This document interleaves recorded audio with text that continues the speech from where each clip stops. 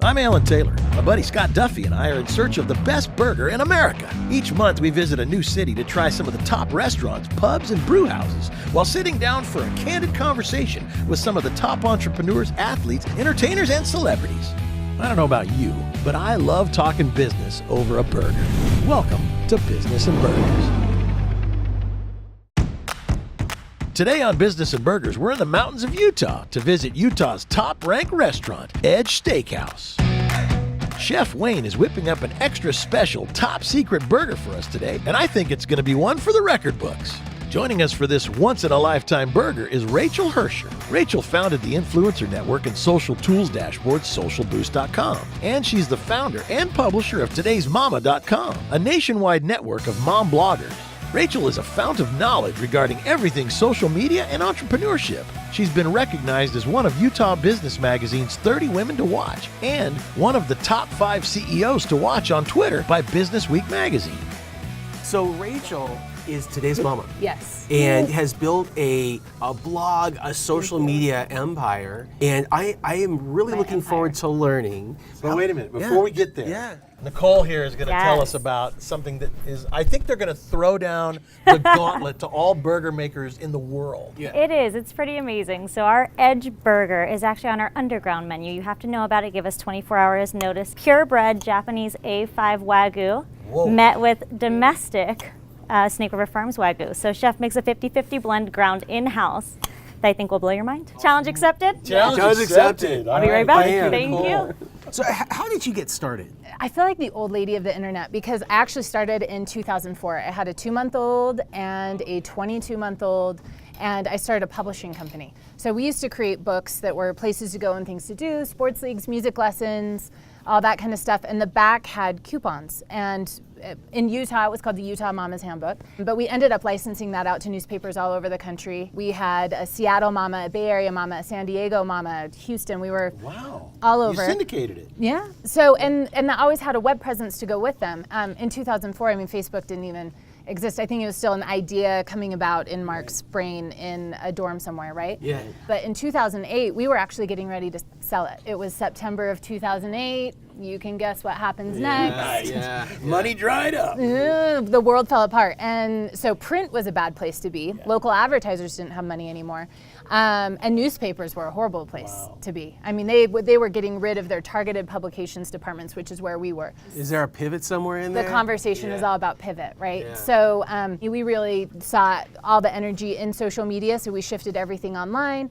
We started doing social media conferences for bloggers and women and really just evolving with that. We run todaysmama.com, but then we also run a network called Social Boost that helps take care of other bloggers and what they're doing. I've been on Today's Mama on Facebook and other social networks, and you have like 500,000 followers, 600,000 followers. 570,000, but nobody's really But counting. nobody's really counting. And it's probably 568 right now. And that's just on Facebook. Yes. And I'm curious, for somebody just starting today, how do you build your social presence? Well, and let's be honest, it's a whole lot harder to achieve those numbers today than it was 2 years ago or a year ago. Because Facebook's locked down their algorithm so much. I mean, we used to be able to grow at 4, 8, 12%. You're lucky if you're going at 0.5% on Facebook right now. Yeah. So it used to be that you had fans, people came and found you on Facebook and clicked the like button because they wanted to hear from you and they wanted to follow you. But as time's gone on, Facebook's decided what they really think you should have access to, right? So you're not choosing anymore on Facebook, their algorithm is choosing. And so you may have built a following as big as mine, or I've got friends with 2 or 3 million fans, and their reach is about the same as it was when they had 50,000. So what Facebook has done, they may know it, they may not, but they've driven their best content creators to other platforms. So people like Amazon and YouTube should be writing Facebook thank you notes, because all of these people who've invested a lot of time growing an audience and creating content on Facebook are going other places where the business is better. You need to be able to reach your fans. So YouTube is the second most searched platform next to Google. Video is kind of trumping everything. Right. So if you're going to stay on Facebook, you got to have video, but take that video a whole lot of other places. Yeah. Right. And Amazon is, if we talk about Pinterest moms, right? I don't know if your wives have spent much time on Pinterest. A meme I see floating around a lot is, I'm not a Pinterest mom, I'm an Amazon Prime mom. So if I want to build a social following, you say that you can do it on Amazon? Alongside building those other social platforms, you should be productizing what you do and anchoring that into Amazon so that you're actually selling a product. It through Amazon. Yep, and optimizing your presence on Amazon just like you optimize a blog post for SEO. So if I wanted to get started today building a following, what's the first thing I should do? I think the thing that I'm hearing over and over again is find your 1,000 best fans, find your loyal following, and build, and find your tribe and build. I think it's been the wild, wild west. Finding your tribe is more important than ever.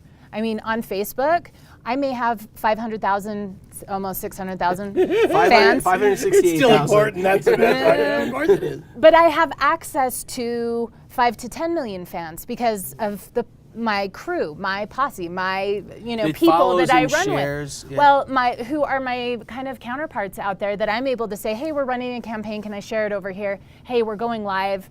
As far as to say, sometimes we make each other admins on each other's pages. You might see us as competitive, but no, you have to be complimentary with people or you will not live. To build your following, build partnerships. I was going to say. Yeah. What about big brands? Do you stay away from big brands? Do you embrace brands that you trust and love? Yeah, no, I mean, that's kind of our bread and butter. We work with big brands and we're creating content for big brands.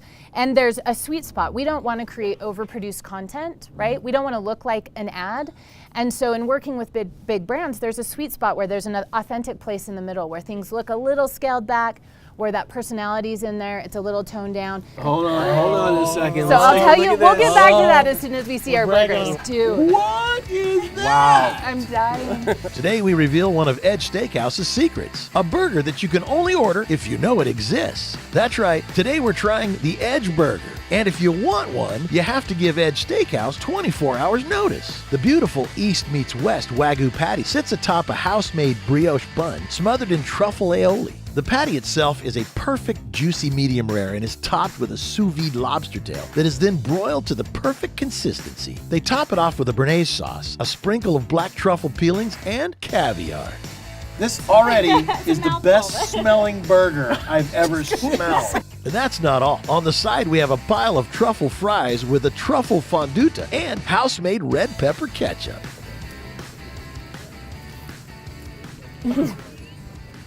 Oh my gosh. It's so good. I've never tasted anything like that. Do we get another bite? Or are we? No, you can just go. So good. So, oh my God. so let's talk about good. your All right. journey. So good.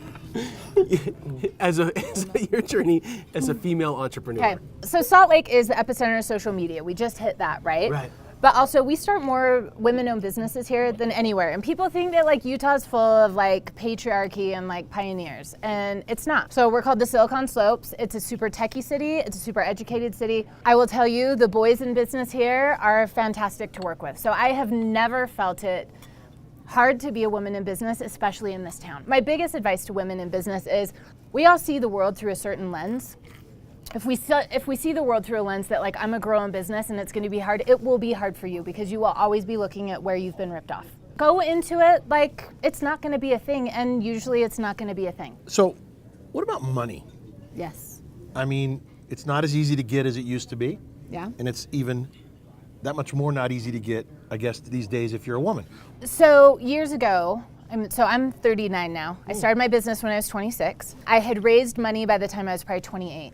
And I went to a conference full of women because they were starting an actual fund dedicated to women here in Salt Lake. It was called WAVE or something. It's not around anymore. And they asked the question, how many of you have ever raised money? And I raised my hand. And I thought that there would be at least 50 other people who raised their hand. Sure. I was the only one. Wow. So the next question was, okay, are people not funding women, right? How many of you have pitched to raise money? Guess how many people raised their hand? How many? One. Me. Wow. There's I don't think I can, it's intimidating. And then there's an aversion to taking other people's money. I think women maybe have a little bit of an aversion to taking on that responsibility or that risk. That's the biggest thing, is go and pitch, because these funds they want to be more diverse. Funds are dedicated to saying, hey, we need to be more diverse. They're not getting the pitches. Well, so let's say I want to show up. I'm a woman, and I want to show up by starting my own business. Yes. But I don't know how to show up. I don't know where to start. What do I do? So my favorite thing is doing something random. Go to an event you never think you would go to. Go be somewhere that you're not used to being, because that's when serendipity happens.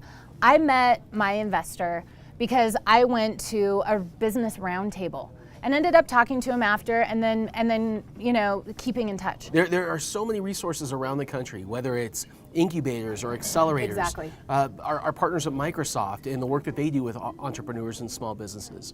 It's out there, it's available, a lot of it's online. Right? Yep, and really keep in touch with those people, because you may not be ready to raise money today or to pitch today, but in 2 years you might be. I want to know about balance. So for a lot of us, this is men and women, I think especially more now, because nobody leaves their work at the office, and more than ever people are working from home. So their office is off their kitchen or in their basement or whatever. So that kind of division, I don't think we're really getting. I get into a routine and it's gonna change. Like right now I'm pretty cozy, but guess what? School gets out in May.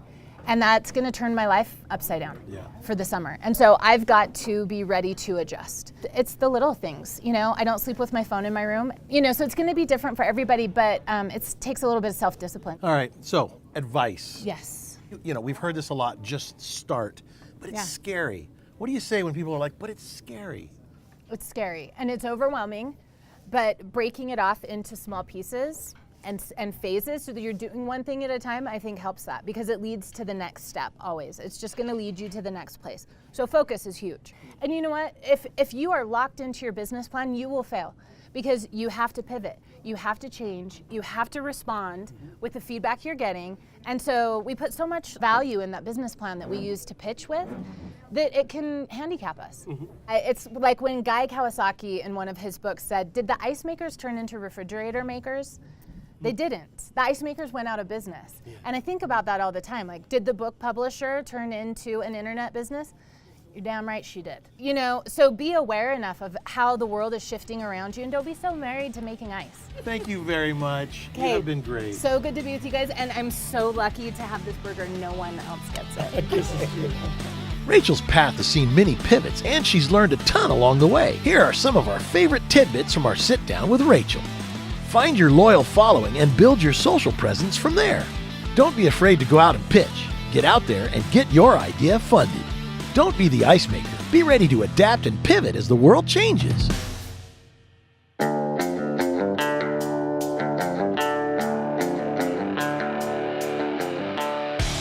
Check out more episodes of Business and Burgers and our B&B blog at our website, businessandburgers.com. And don't forget, visit Business and Burgers on Facebook and give us a big thumbs up.